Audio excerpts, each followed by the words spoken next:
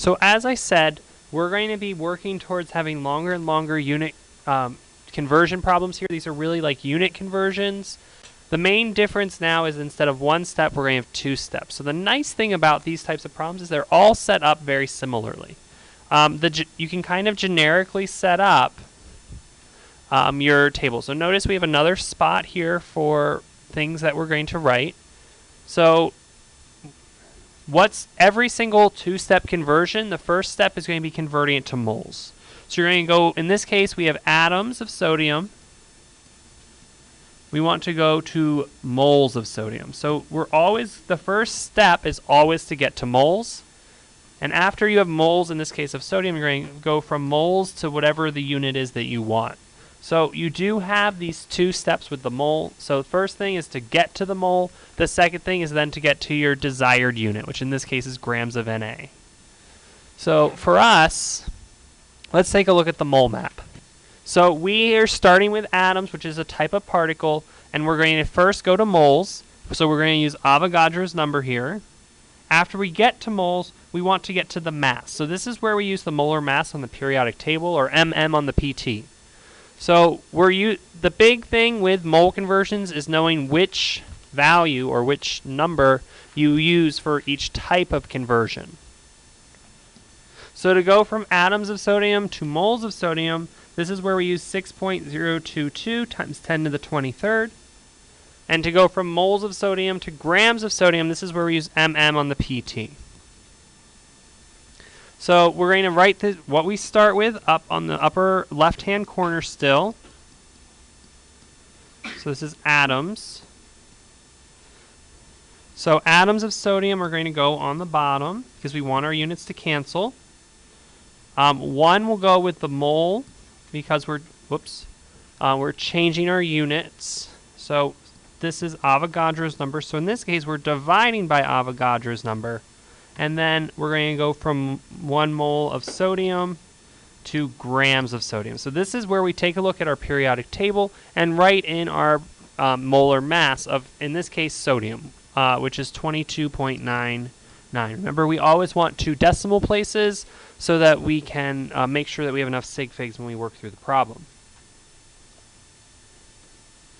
So what we're going to plug into our calculator, I'm going to just plug in what I have so far. So 5.631 second comma, which gives you that E function, 21. And then we're going to divide by Avogadro's number, 6.022 second E23. So that number you do need to memorize. It's not always going to, you won't have the mole map to work from on your quizzes and tests. And then you're going to multiply by the molar mass of sodium, which is 22.99. So when you solve, you should end up with this value, 0.214972 whatever. Okay. We started with 4 sig figs in our problem, so our answer needs to have 4 sig figs. So we're going to have 0. So you should end up with 0.2150 grams of sodium here. Now, if you wanted to, you could also plug it into your calculator a little bit differently. If you use the caret button to make an exponent, just be very careful to use parentheses. If you got an answer times 10 to the 43rd or the 42nd, that means you didn't use parentheses here. You have to use parentheses if you are using the times 10 to the caret button.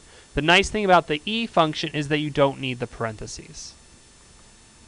I want you to try the next one on your own. It's similarly set up as the last problem. I just want you to try it on your own to see how it goes. Recording. So hopefully you attempted. So we're going from formula units to moles, and we're going to use Avogadro's number for that. And then moles to grams by using the molar mass on the periodic table. So we're starting with 1.5 times 10 to the 22nd formula units. You'll note our first step is identical. Even though we have a completely different thing, it's still following the same pattern. We have formula units, which uses Avogadro's number.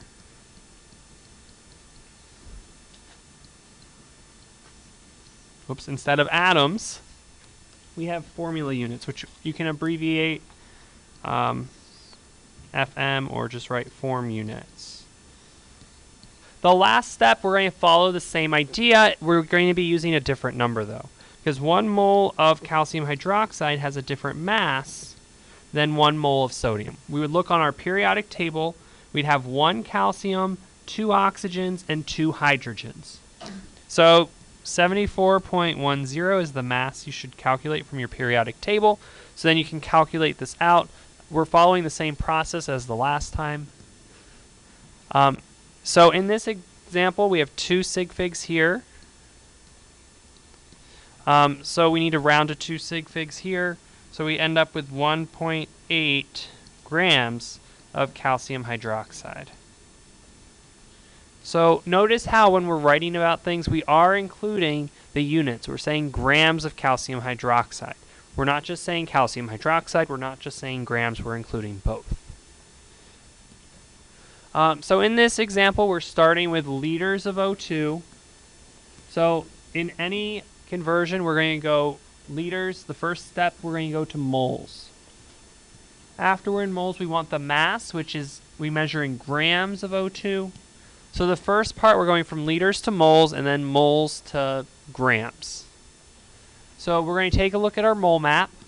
And we're starting off with volume of a gas, so we're going to go volume to moles using the 22.4, and then moles to mass using the molar mass on the periodic table.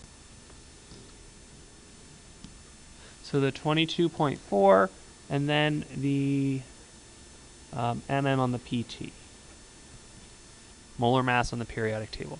So just like before, we're starting with the 2.63 liters.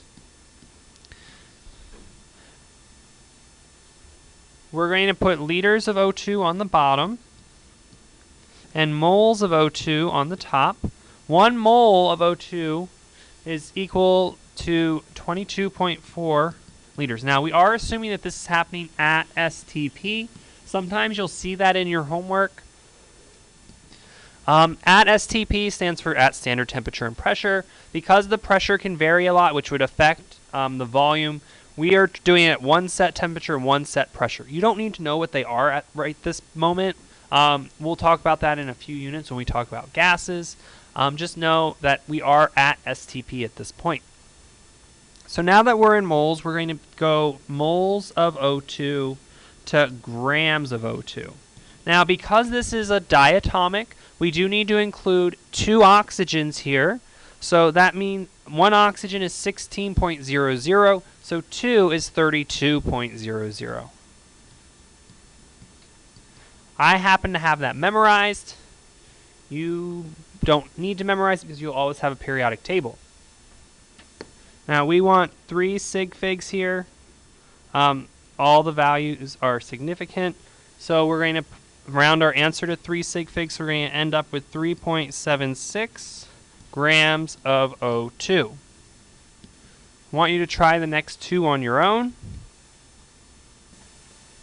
So I solved both problems. A few things to point out. The last step in these 2 problems are identical because you're going to some sort of particle. They're just different names for particles. Things to point out. When you're writing your answer of particles, one of the things that you should kind of internally check is that you have times 10 to the something. It's usually going to be a really big number. So an easy thing to forget on your calculator is to ignore kind of the e to the whatever value.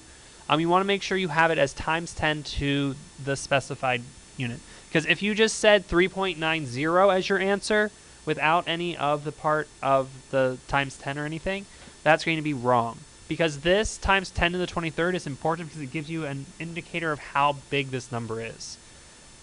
I know this is kind of obvious as well. You should never have a negative number in mole conversions. You can't have a negative mass. You can't have a negative volume. You can't have a negative quantity of something. Just throwing that out there. And then sig figs in the first one, we had 3 here, so we needed 3 in our answer. And in the second one, we had 2 sig figs, so we need 2 in the second one.